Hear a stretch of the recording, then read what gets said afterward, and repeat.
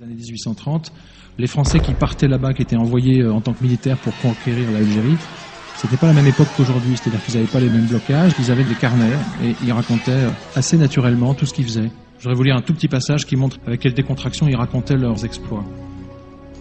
On est en 1843. Toutes les populations qui n'acceptent pas nos conditions doivent être rasées, écrit le lieutenant-colonel de Montagnac en mars 1843. Tout doit être pris, saccagé, sans distinction d'âge ni de sexe. L'herbe ne doit plus pousser où l'armée française a mis le pied. Qui veut la fin veut les moyens, quoi qu'en disent nos philanthropes. Tous les bons militaires que j'ai l'honneur de commander sont prévenus par moi-même que s'il leur arrive de m'amener un arabe vivant, ils recevront une volée de coups de plat de sabre. Voilà, mon brave ami, comment il faut faire la guerre aux Arabes, tuer tous les hommes jusqu'à l'âge de 15 ans, prendre toutes les femmes et les enfants, en charger des bâtiments, les envoyer aux îles Marquises ou ailleurs. En un mot, anéantir tout ce qui ne rampe pas devant nous comme des chiens. C'est une conquête d'une violence absolument dévastatrice. Je crois qu'il y a le tiers de la population algérienne qui est éliminée en 20 ans. Après la Seconde Guerre mondiale, quand à nouveau la population algérienne relève la tête et a des velléités d'indépendance, ça va recommencer. Alors, en 1954, on ne peut pas forcément écrire ça. Bon, vous savez que le général Ossarès ou d'autres ont appliqué en Algérie des méthodes assez particulières. Il faut briser la capacité du FLN à commettre des attentats. Et pour ça, il faut avoir les renseignements à tout prix, à tout prix. Et pour vous, ça voulait dire éventuellement l'usage de la torture? Quelle question, y compris la torture. Ce que la France a fait entre 1954 et 1962, elle a appliqué en Algérie des méthodes de guerre contre-insurrectionnelle assez sophistiquées qui ensuite ont été enseignées aux dictateurs d'Amérique du Sud dans les années 70.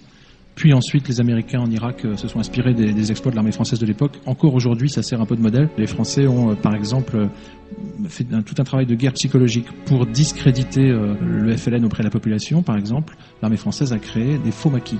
Faux maquis, de types qui se présentaient comme des gars du FLN et qui en fait massacraient des villages et se comportaient de manière scandaleuse, ce qui permettait d'essayer de retourner la population. Ces méthodes de guerre psychologique assez particulières ont été vachement développées par la France. Moi, je suis de ceux qui pensent, et j'assume mes responsabilités, que la France n'a pas à rougir de son histoire. La France n'a jamais commis de génocide. La France n'a pas inventé la solution finale. La France a inventé les droits de l'homme.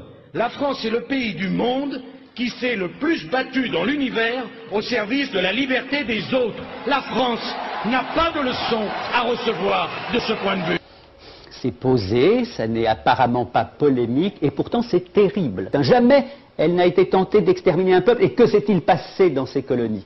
Chaque mot compte chez Sarkozy. Il sait qu'il est en train de faire en sorte que d'un trait de plume puisse être rayé justement ce que des années et des années de réflexion, de travail d'historien, de discussion entre les victimes et parfois leurs anciens bourreaux avaient permis d'obtenir, c'est-à-dire justement de regarder en face l'histoire de France. Ce qui est terrible, c'est qu'il dit nous n'avons jamais commis de génocide et qu'à partir de là, il permet non pas à la France de se réconcilier avec elle-même, mais au pire moment de la France de retrouver leur dignité. Il sait ce qu'il fait, il sait qu'en disant pas de repentance, il dit en fait pas de vérité sur ce que nous avons fait. Je trouve terrible ces propos parce qu'en effet, cet homme, simplement au nom du bon sens, est en train de faire en sorte que la France oublie qu'elle a été à un moment donné indigne d'elle-même.